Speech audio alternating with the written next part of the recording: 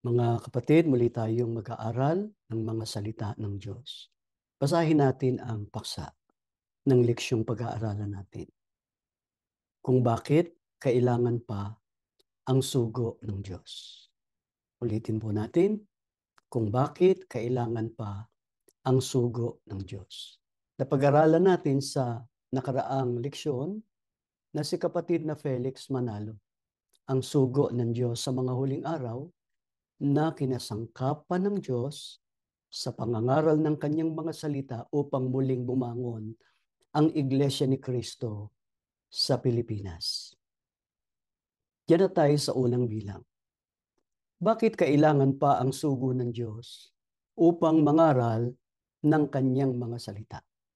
Ito sagot, basahin natin.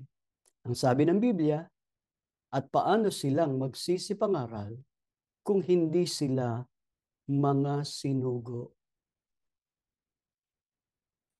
Nasa uring tanong itong pahayag na ito ni Apostol Pablo, na ang sagot nandun na. Paano silang magsisipangaral kung hindi sila mga sinugo? Sa makatwid, pagka hindi sinugo ng Diyos, walang karapatang mangaral ng kanyang mga salita. Malibang ang isang tagapangaral ay isinugo ng Diyos, hindi siya makapangangaral ng mga dalisay na mga aral ng Diyos. Dala niya lang ang Biblia.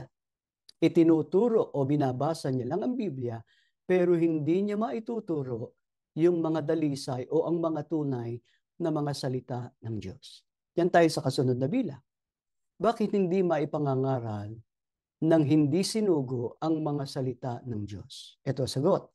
Basahin natin, sapagkat inilihim ng Diyos sa hiwaga ang kanyang mga salita. Yan po ang ikinaiiba ng Biblia o ng mga salita ng Diyos na nakasulat sa Biblia. Nakalihim sa hiwaga. Sino naglihim? Ang Diyos mismo.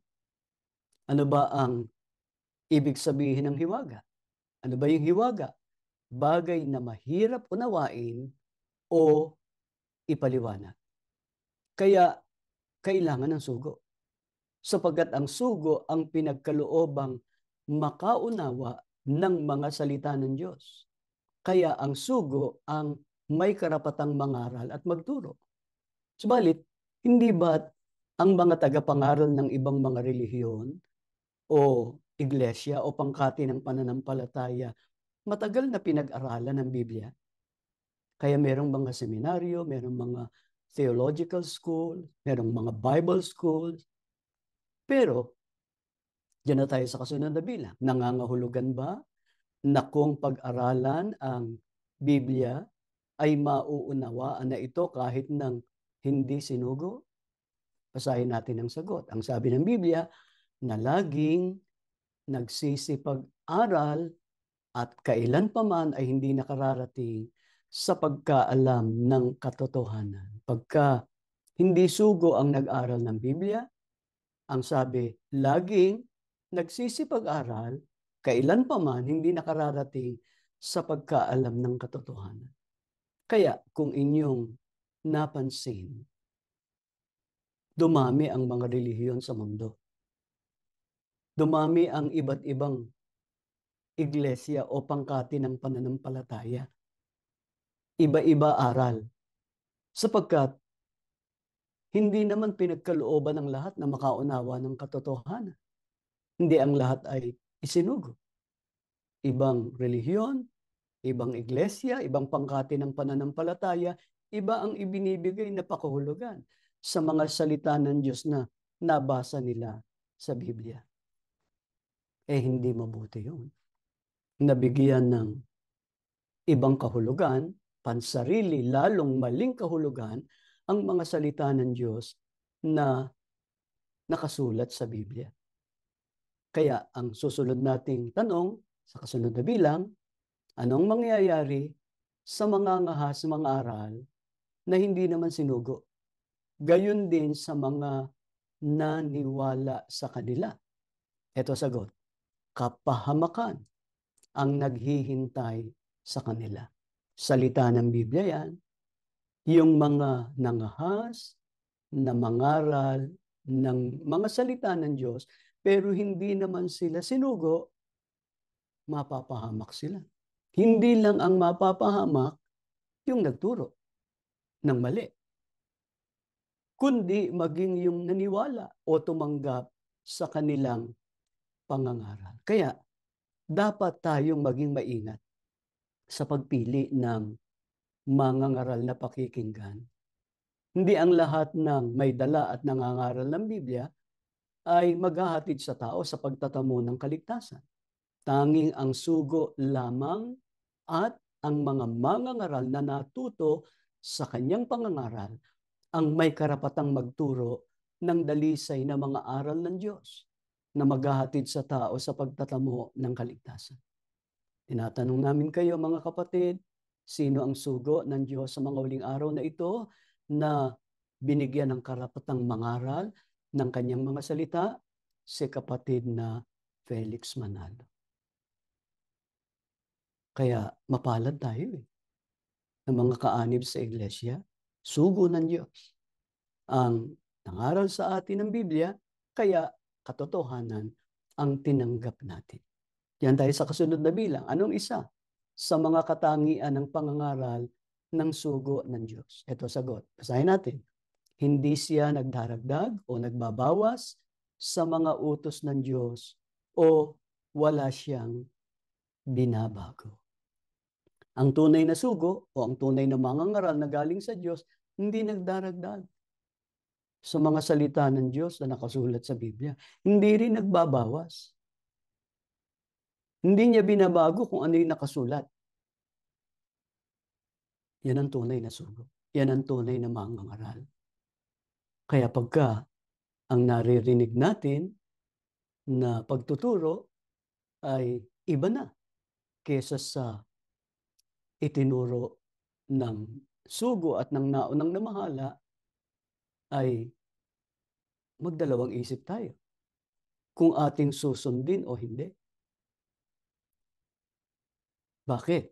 Sapagkat naituro na sa atin ang tama Naituro na sa atin kung ano yung dalisay na mga aral ng ating Panginoon Diyos.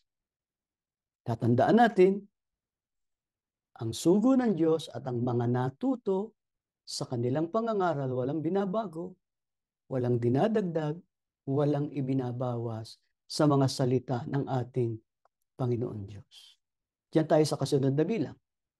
Ano higit sa lahat ang katangian ng pangangaral ng huling sugo ng Diyos? Basahin natin ang sagot. Taglay niya ang tatak ng Diyos o kalakip ang Espiritu Santo o ang kapangyarihan ng Diyos sa kanyang pangangaral. Ang pinagkunan natin ng sagot na ito ay ang hula ng Biblia na nakasulat sa Apokalipsis 7:2 hanggang 3 na mayroong anghel o sugo na umaakyat mula sa sikatan ng araw o sa malayong silangan, taglay niya ang tatak ng Diyos na buhay. Alin yung tatak ng Diyos na buhay? Yun ang Espiritu Santo. Kaya pagka siya ay nangaral ng mga salita ng Diyos, natatatakan ng Espiritu Santo ang mga sumampalataya. Gaano ba kahalaga yung Espiritu Santo? Yun yung tatak ng pagkahirang na sila ang sariling pag-aari ng ating Panginoong Diyos. Kaya, sampalatayanan natin, kailangan ng sugo, mahalaga ang sugo sa pangangaral ng mga salita ng ating Panginoon Diyos. Kaya huwag tayong bibitiw sa mga aral ng Diyos na natutunan natin sa iglesia. Bagaman sa panahong ito, merong tagapanguna ngayon sa iglesia at mga mangangaral na iniiba na ang pagpapaliwanag sa mga salita ng Diyos na itinuturo sa mga kapatid, namamalagi pa rin ang katotohanan na ang Iglesia ni Cristo at ang mga aral na itinuro ni kapatid na Felix Manalo, na itinaguyod ng kapatid na Eranio G. Manalo, ang katotohanan. Manghawak tayo sa mga aral na tinanggap natin, yun ang ating sundin, sapagkat isinugo ng Diyos ang kanyang sugo sa mga huling araw, hindi lang para mailapit tayo sa katwiran o sa mga salita ng Diyos, hindi lang para ilapit tayo sa Diyos, kundi para tayo ay mailapit sa pagtatamo ng kaligtasan.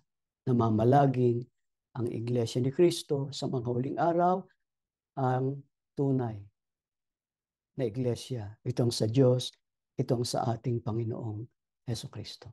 Bago tayo manalangin, balikan natin ang paksa ng ating leksyon. Kung bakit kailangan pa ang sugo ng Diyos. Manalangin tayo mga kapatid.